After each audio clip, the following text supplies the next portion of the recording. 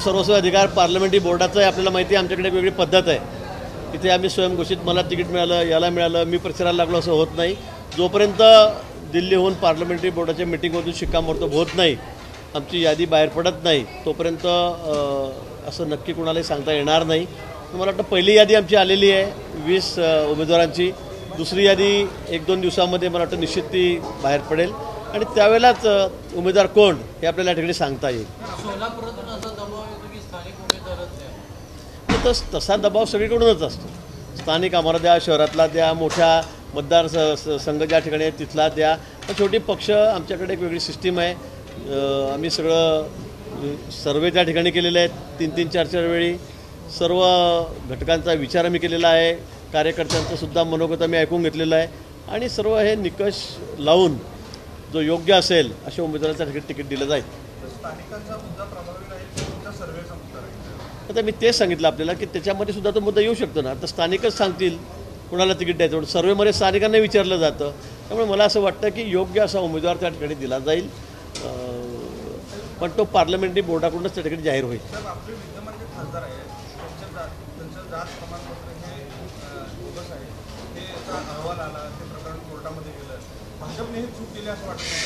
त्यावेळेला आम्हाला असं वाटलं नव्हतं की हे बघून काय. आता त्यावेळेला त्यांना फॉर्म भरता आला, त्यावेळेला त्यांचं ते जे सर्टिफिकेट होतं, प्रमाणपत्र, ते वैध ठरवण्यात आलेलं होतं.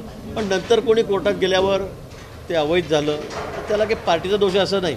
आज आम्ही पुन्हा तिकीट द्यायचं कोणी चॅलेंज केलं तर त्याला, आणि हा विषय अजून न्यायप्रविष्ट आहे, अजून याच्यावर काही शिक्कामोर्तब झालेला नाही, हे सर्वात महत्त्वाचं आहे.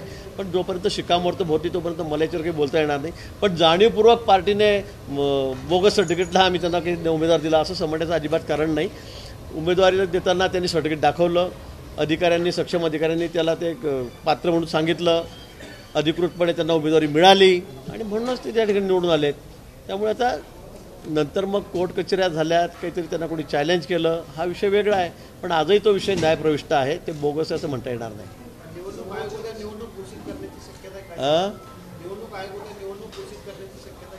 नाही, आता ते निवडणूक आयोग सांगू शकेल घोषित केली. पण मला वाटतं 1-2 दिवसामध्ये उद्या परवामध्ये मला असं वाटतं की निवडणुका घोषित होतील.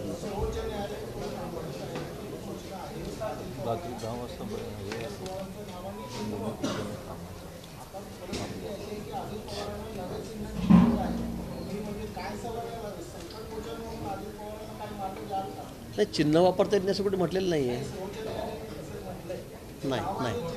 नाही आपलं काहीतरी आपण चुकीचं ऐकलं. फक्त त्यांचा फोटो आणि नाव वापरू नये असं म्हटलेलं आहे. काही ठिकाणी आमदारांचं त्यांच्यावर प्रेम आहे, पवार साहेबांवर, त्यांच्या गटात गेलेल्या अजितदारांच्या. आता नाशिकला मी बघितलं, आमचे बनकर आमदार आहेत, तिकडे त्यांनी काहीतरी ते येणार म्हणून पोस्टर लावलं, त्यांचं स्वागत केलेलं आहे. आता प्रेम आहे ते आता एकदम असं कमी होणार नाही, हळूहळू कमी होतं आहे. पण काही लोकांना वाटतं की पवार साहेब येतात म्हणून त्यांनी फोटो लावले, म्हणून यांनी ऑब्जेक्शन घेतलं की आमचे फोटो लावू नका पवार साहेबांनी, सुप्रियाताईंनी. तर ठीक आहे, आता ते अजितदार त्यांनी सूचना दिलेल्या आहेत की आता कोणी फोटो लावू नका, आता ते लावणार नाहीत.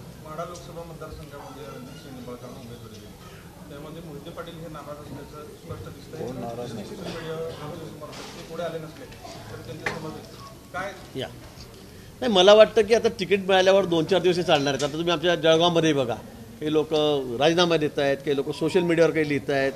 हे चालणार आहे 2-3 दिवस. पण मला असं वाटतं की 1-2-3 दिवस सगळे निवडलं, एकदा फॉर्म भरायला सुरुवात झाली की सगळे प्रश्न आहेत, ती सगळी नाराजी आहे ही दूर केली जाईल. मी सुद्धा मोहिते पाटलांशी संपर्कात असतो, रणजितसिंग मोहिते पाटलांच्या नेहमी. आमचे माननीय देवेंद्रजी त्या ठिकाणी बोलतील, बावनकुळे साहेब आहेत. मला वाटतं सगळं महाराष्ट्रामध्ये ज्या ज्या ठिकाणी थोडीफार कुरबूर आहे अशा ठिकाणी निश्चित जाऊन त्यांनाही समजवलं जाईल. आणि मला वाटतं कुठे अशी अडचण त्या ठिकाणी मोठी येणार नाही.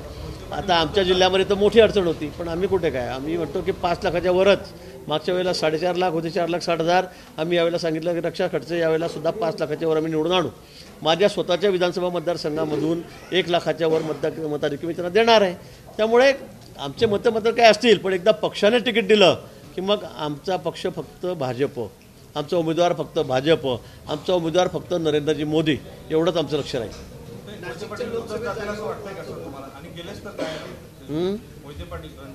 नाही, मला असं कुठेही वाटत नाही की कोणी पक्षाच्या विरोधामध्ये त्या ठिकाणी जाईल. कारण रणजितसिंग मोहिते पाटील, विजयदादा आमचे ज्येष्ठ नेते आहेत, मोठे नेते आहेत. एक त्या भागातलं एक मोठं वर्चस्व त्यांचं आहे, एक मोठं वलय त्यांचं आहे आणि ते असा निर्णय कधीही करणार नाहीत. 2-4 दिवस थोडे राग त्यांचा राहील असेल, पण मला असं वाटतं की निश्चित ते सुद्धा जे उमेदवार आहेत रणजित सिंग त्यांचं त्या ठिकाणी काम करतील.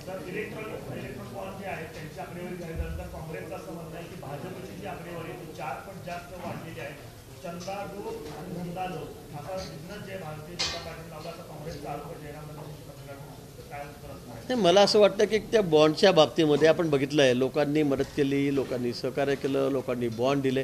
आता काँग्रेसला बघा, आता ही गोष्ट सिद्ध आहे, अगदी स्पष्ट आहे की काँग्रेसला आता कोणी मानायला तयार नाही.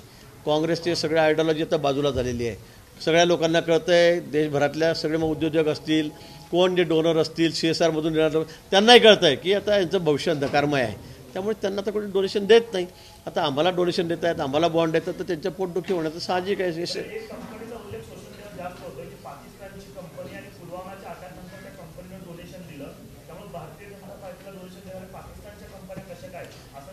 नाही, मला या संदर्भात माहिती कोणती पाकिस्तानी कंपनी आहे, पाकिस्तानी कंपनीचं वगैरे डोनेशन आम्ही कधी घेणार नाही, हे मला वाटतं चुकीचं आहे.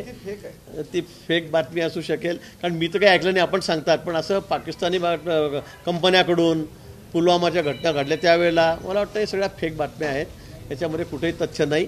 जे आहे ते अतिशय स्पष्ट आहे. आता सुप्रीम कोर्टाने सांगितल्यामुळे आता स्पष्ट झालेलं कुणी पैसे दिले, किती दिले, काय दिले. नाही, सगळ्याच ठिकाणी थोड्याफार प्रमाणामध्ये बरोबर आहेत की भाजपला वाटतं आम्हाला मिळालं पाहिजे, काही ठिकाणी राष्ट्रवादी काँग्रेस वाटतं ही जागा आम्हाला मिळाली पाहिजे, काही ठिकाणी शिंदेसाहेबाच्या गटाला वाटतं ही जागा आम्हाला मिळाली पाहिजे. मला वाटतं जोपर्यंत आता शेवटच्या आमच्या होत नाही, वाटाघाट्या होत नाही, तोपर्यंत सगळ्या ठिकाणी कार्यकर्त्याचं मत आहे की आम्हाला इथे जागा मिळावी.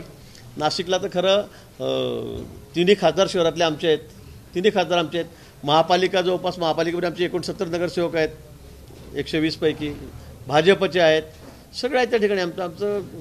पण आता शेवटी पूर्वी जागा ती शिवसेनेची होती, त्यामुळे आता निश्चित आमच्या कार्यकर्त्यांना वाटतं, आमच्या लोकांना वाटतं की आपली एवढी मोठी संख्या असताना यांना कसं काय तिकीट मिळालं. त्यामुळे मागणी असणं रास्त आहे, पण तो शेवटी निर्णय हा आमचं पार्लमेंट बोर्ड करेल. मान्य देवेंद्रजी आहेत, मान्य बावनकुळे साहेब आहेत आमचे अध्यक्ष, हे त्या बाबतीमध्ये निर्णय करतील आणि सामंजस्याने आमच्यामध्ये वाटाघाटी होतील. एखादी जागा इकडे घेतली तर तिकडे द्यावी लागेल, असंही होईल.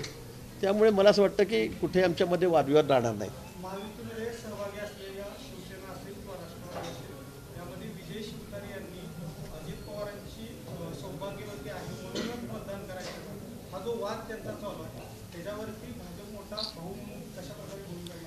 नाही, शिवतरे साहेब आणि माझे जुने संबंध आहेत. मी गेल्यावेळी इरिगेशन मिनिस्टर होतो 5 वर्ष, त्यावेळेला ते माझ्या खात्याचे राज्यमंत्री होते आणि अतिशय मैत्रीपूर्ण संबंध आमचे आहेत.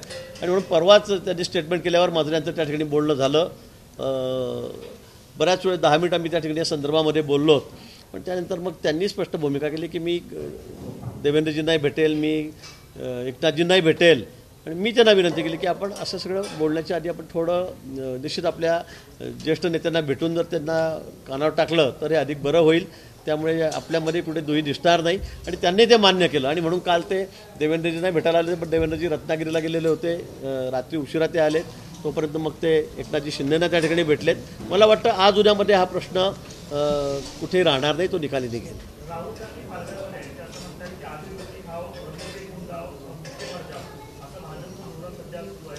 काय म्हणले? आधी रोटी खाओ. हां,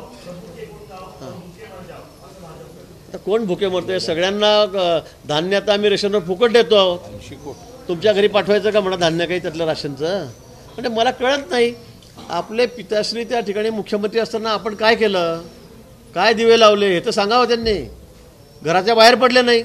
सध्या कोरोनामध्ये त्यांनी ते लॅपटॉप सोडलं नाही, मी घरामधून बघतोय सगळं. काय केलं त्यांनी? 2.5 वर्षामध्ये काय केलं नाही म्हणून 45 आमदार त्यांना सोडून गेलेत. राहुल गांधी म्हटले. आता राहुल गांधीबद्दल काय बोलावं आपण? आता काल चांदवडमध्ये ते आलेत. मला वाटतं एखाद्या नगरसेवकाची आमदाराची सभा चांगली असते. तुम्ही पंतप्रधान व्हायला चाललेला, तुम्ही सगळ्या पत्रकारांनी दाखवलं की यांच्या अर्ध्या खुर्च्यावर लोकच नाहीत म्हणून. नाशिकला आलेत, एखाद्या नगरसेवकाची चोख सभा व्हावी तेवढीच गर्दी त्यांच्याकडे होती. मी काल नाशिकला होतो, पण मला कुठेही चित्र दिसलं नाही की राहुल गांधी कुठून गेले, कुठून निघून गेले, काही कळालंच नाही. आता राहुल गांधींना कोणी ऐकायला तयार नाही, त्यांना कोणी बघायला येत नाही. त्यांची अवस्था इतकी वाईट आहे की त्याबद्दल न बोललेलं बरं. इंडिया आघाडी स्थापन केली तर इंडिया आघाडीमध्ये तेच 2-3 जण राहिले आहेत, पवारसाहेब राहिलेत. उद्धवजी त्यांचे कॉम्पिटिटर पंतप्रधान पदाचे शर्यतीतले ते आणि राहुल गांधी दोघांमध्ये शर्यत आहे आता पंतप्रधान कोणी व्हायचं. म्हणजे राऊत म्हणतात म्हणून म्हणतो मी की हे पंतप्रधान आहेत भावी म्हणून. बाकी काय राहिले त्यांचं.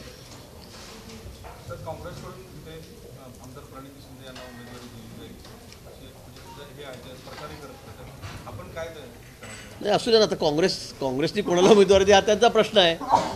त्यांनी कोणालाही उमेदवारी द्यावी. 2 वेळा मी त्यांना हरवलेलं आहे. आमचा उमेदवार इथे निवडून आलेला आहे. किती वेळा? 3 वेळा.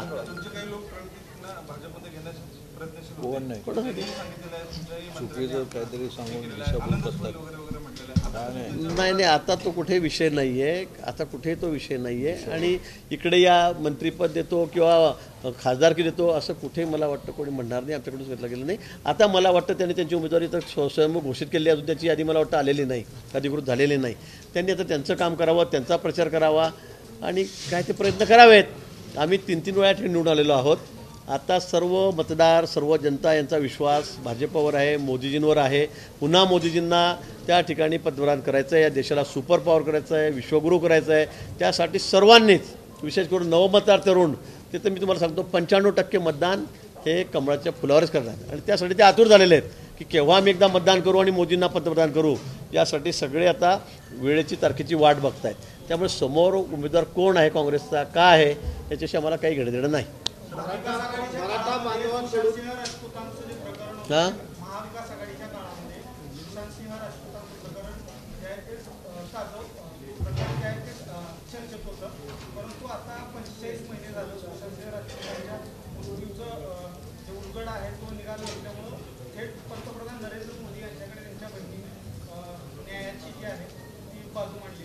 मला वाटतं हा विषय न्यायप्रविष्टेच्या संदर्भामध्ये संबंधित ज्या एजन्सी आहेत मोठ्या त्यांनी चौकशीच्या ठिकाणी केलेली आहे. त्याची रिपोर्ट केलेली आता हा विषय कोर्टामध्ये न्यायप्रविष्ट आहे. आता त्या बाबतीमध्ये पंतप्रधान न्यायालयाच्या बाहेर जाऊन काही करू शकतील असातला विषय नाही.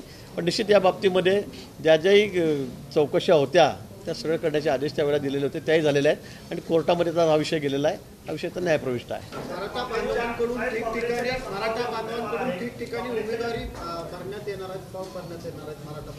ठीक आहे. आता लोकशाही आहे आपल्यामध्ये. आपल्याला फॉर्म भरायला कुणाचाही अधिकार आहे, कुणाचा सगळ्यांचा अधिकार आहे. इथं लोकशाहीमध्ये असं कुणाला कोणी रोखू शकत नाही की या समाजाने भरू नये का त्या समाजाने का या माणसाने का गरीब असेल श्रीमंत असेल सगळ्यांना तो अधिकार आहे.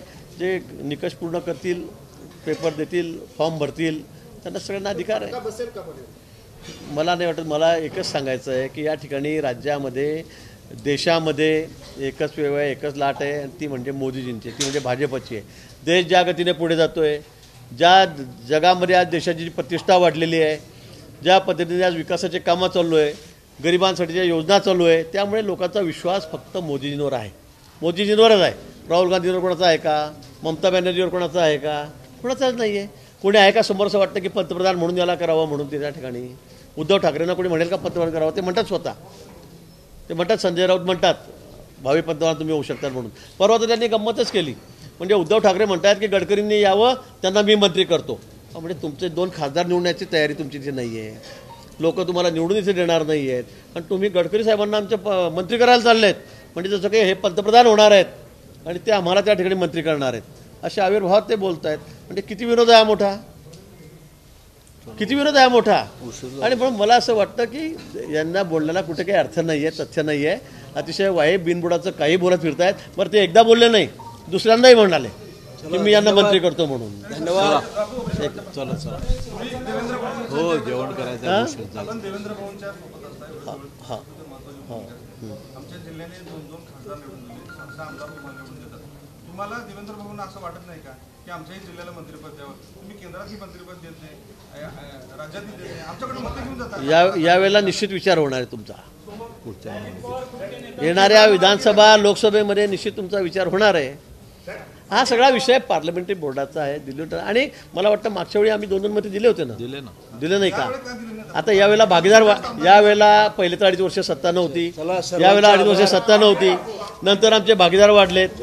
आधी एकनाथजी शिंदे आलेत, नंतर दादा आलेत. त्यामुळे सगळ्यांना वाटप जास्त मोठं झालं. कारण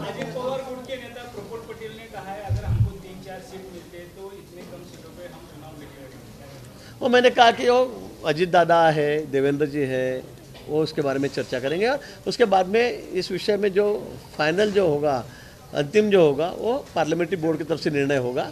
इसलिए हम लोगों ने इस पर कोई बोलने की जरूरत नहीं।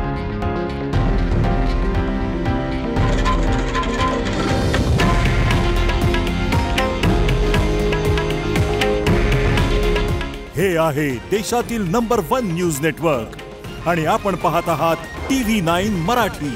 काळजी तुमची, हित महाराष्ट्राचं।